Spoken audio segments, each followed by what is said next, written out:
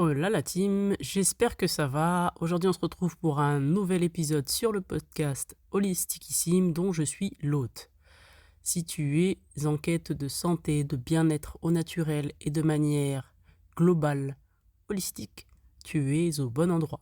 Si tu es un ou une entrepreneur atypique qui souhaite entreprendre en étant et en restant en santé, performer, augmenter tes capacités cognitives, tu es également au bon endroit. Ici, on parle de santé au naturel, de bien-être, de manifestation, d'alignement et tout ça. Aujourd'hui, on rentre directement dans le vif du sujet avec un thème qui est intéressant d'aborder à mon sens, qui sont les 4 degrés d'apprentissage. Pourquoi je vous en parle? Parce que c'est quelque chose que j'ai rencontré dans le développement personnel, mais je me suis rendu compte que ça s'appliquait à toutes les sphères de notre vie. Quand je dis toutes les sphères de notre vie, c'est bien toutes les sphères de notre vie. C'est-à-dire que même en matière de santé, de bien-être, vous pouvez utiliser cet outil, donc les 4 degrés d'apprentissage, pour augmenter et passer de la première catégorie à la dernière catégorie. Donc, comme d'habitude, je vais d'abord citer les 4 degrés et ensuite je vais rentrer plus en détail. Il faut savoir donc que le cerveau traite l'information de 4 façons différentes. Même pour les neuroatypiques, il va y avoir d'autres manières, d'autres chemins neuronaux, mais en gros, il y a quand même 4 grandes manières de traiter les informations. La première, c'est l'incompétence inconsciente. C'est-à-dire qu'on est incompétent dans un domaine, mais non, on n'en a pas forcément conscience. Donc, typiquement, c'est le « je ne sais pas qu'il existe une autre façon de faire » ou qu'il existe une façon de faire. Ensuite, le deuxième, c'est l'incompétence consciente. Donc là, je sais que je n'ai pas la compétence, mais je ne sais pas comment faire autrement. Ensuite, on passe à la compétence consciente. Avec effort et avec apprentissage, j'arrive à faire quelque chose. Et enfin, on passe à la compétence inconsciente. Là, on n'a plus besoin de faire des efforts, ça devient un automatisme. Et donc, si on rapporte ça à la santé, typiquement, je vais prendre mon exemple, je parle de moi, je suis désolé, si vous ne voulez pas, vous pouvez skipper, mais c'est intéressant. Moi, au départ, avec toutes les problématiques de santé que j'ai eues, j'étais complètement dans l'incompétence inconsciente. J'avais vraiment le sentiment que je ne pouvais rien faire, que c'était comme ça, j'étais abattu, il y avait une sorte de désespoir, aussi de déni, on va pas se mentir, il y avait du déni, mais en gros, j'étais dans la première phase. Et ensuite, quand j'ai commencé à en avoir marre, je me suis rendu compte typiquement que je pouvais faire des choses avec mon alimentation.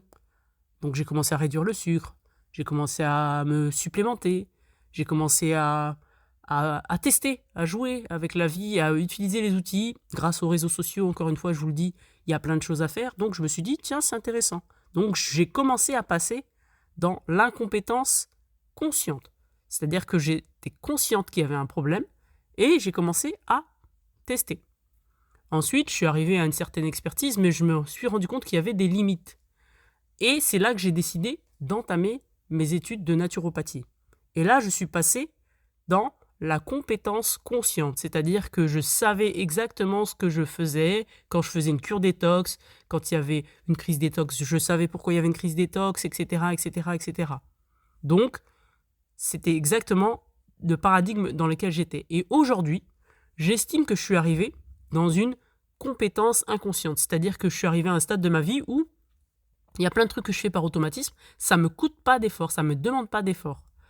Parce que dans la phase 3, donc la compétence consciente, on va devoir déployer des efforts. On est encore en phase d'apprentissage. Et ça peut nous coûter. Parce que, en fait, justement, il faut changer nos paradigmes, il faut changer nos patterns, il faut changer nos schémas neuronaux. Il faut vraiment changer les habitudes. Et pour changer une habitude, il faut en avoir conscience. Donc, moi, je suis arrivé à ce stade-là où, acheter une gourde, me demander mon eau, ça ne me demande pas une gymnastique mentale exceptionnelle pour bien manger. Quand il y a des associations alimentaires qui ne me vont pas, je le sais directement.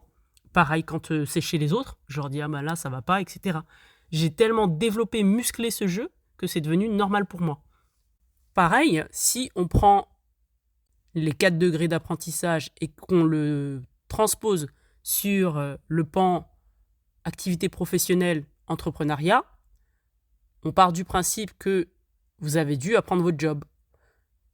Et des fois, vous allez noter que pour certains jobs ou pour certaines compétences, vous êtes clairement pas compétent. Bon, alors je sais, dans le monde du travail, même dans le monde de l'entrepreneuriat, des fois, en face de vous, vous allez avoir des gens qui sont pas du tout compétents et qui sont complètement inconscients, mais comme ils ont le réseau, mais comme ils ont ci ou ça passe. Ça, c'est pas votre problème. Vous devez avancer, garder le focus, etc. Donc, il y aura toujours des gens qui seront en incompétence inconsciente et qui vont se prendre pour les rois ou les reines du monde, mais ça, c'est pas votre problème. Vous devez passer de la 1 à la 2, de la 2 à la 3 et de la 3 à la 4.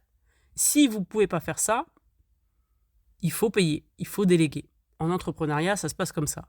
Et en déléguant, vous allez axer justement votre énergie, mettre votre focus, votre énergie dans ce qu'on appelle communément la zone de génie.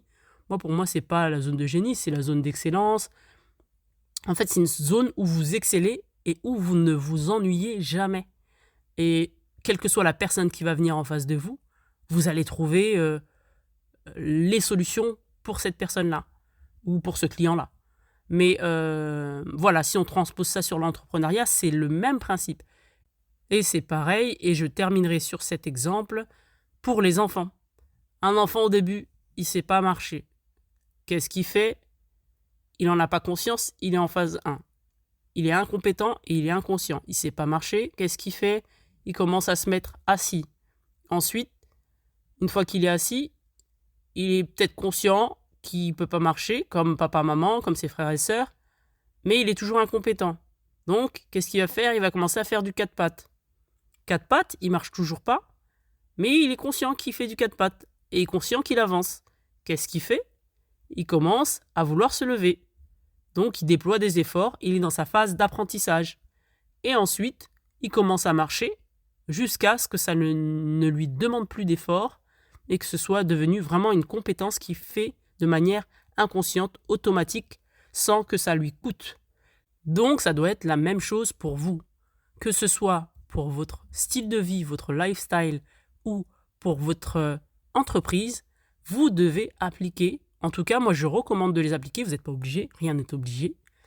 Mais je recommande de les appliquer parce que ça va vous permettre de faire des bonds en avant, voire même des sauts quantiques.